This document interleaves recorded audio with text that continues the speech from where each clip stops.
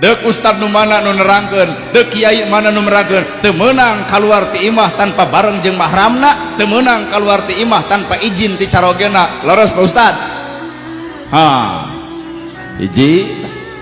Dua, nu teu hadir ka dieu mah keur masak keur nyangu ceuk salakina teu keun bae. Urang barang dahar we da bapa kita can neda. Deur barang dahar ibadah gede Pak. Nu paling paur ieu nu hadir masak acan, nyangu acan, salaki ayeuna keur totongengan dina kursi. Keur nunungguan ibu, sabab ibu teh cenah bejana init lohor wayah kieu can balik-balik.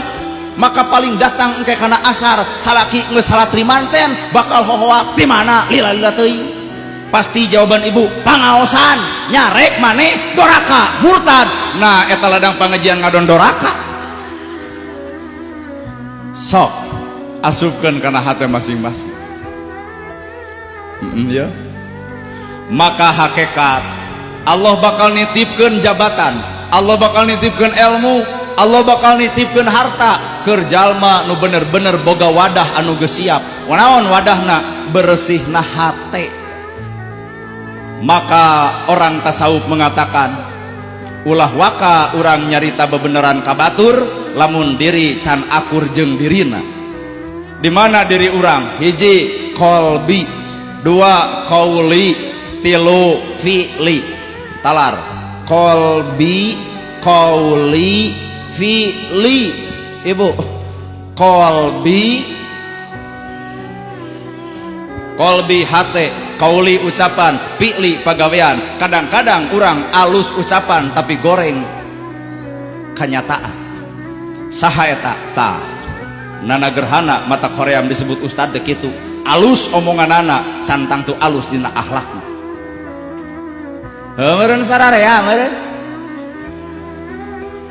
Bapak uninga dalil innamal shadaqat lil fuqara. Sodako. Bener Pak? Yang sodako teh mage rizki nu geus aya, ngulum rizki nu can aya, ongkoong sangsara lantaran sodako. Bisaeun batur ge ngomong kitu mah bro. Tapi praktekna kadang-kadang harta ditahan. Bener. Sawah lega teu dihibahkeun nyaan. Terpal diinjem ge ngamuk. Termasuk awak kuring pakades hampura dek jujur. Nah memang na awak kuring ayeuna ceramah di dieu bahasana kudu sodakoh. Poe ieu ge kuring lain sodakoh padewan demi Allah. Naon atuh ngajamret ladang sodakoh. Saha nu bakal sodakoh? Pun lanceuk Bapak Haji Wahyu jeung Ibu Eti nya bade nya. Heueuh nuhun satu acan lagi. Heueuh ditampak ku ustad bari geus bebeakan innamal shadaqata lil fuqara har ari butuh. Berarti awak kuring masih kena kaiket ku pangabutuh, maka berat nyaritakeun agama nalika diri can akur jeung prilakuna. Well, matak boro-boro ilmu kuring dek dibikeunan ka bapak teu abdi mah teu boga niat. Bapak rek narima ilmu pek dek henteu sabodo, dek ngawangkong terserah, dek nolak kumaha bapak. Boro-boro mah ditolak ku bapak ieu ilmu, ku awak kuring ge geus ditolak. Bener. Ibu meureun arapal ya padilah sholawat arapa?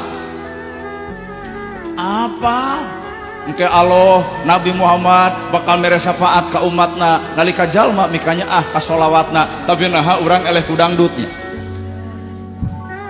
Kusakitu we heula.